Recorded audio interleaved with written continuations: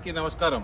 పొద్దు నుంచి ఏదో టీవీలు చూస్తా ఉంటే నేను ఈ కేటీఆర్ నేను అడ్వకేట్లను తీసుకుపోతా, నేను ఏసీబీకి ఓను లేకపోతే ఓను, ఇవన్నీ చూస్తా ఉన్న తమాషలు.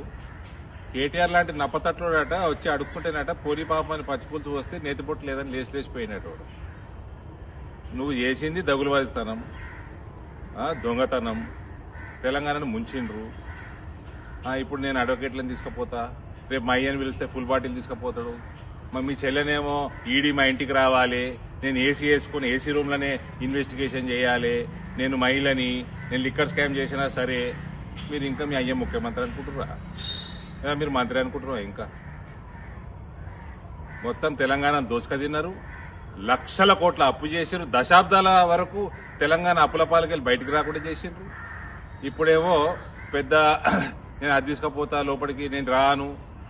మళ్ళీ ఏమంటారు, వీఆర్ లా అబైడింగ్ సిటిజన్స్ అంటారు.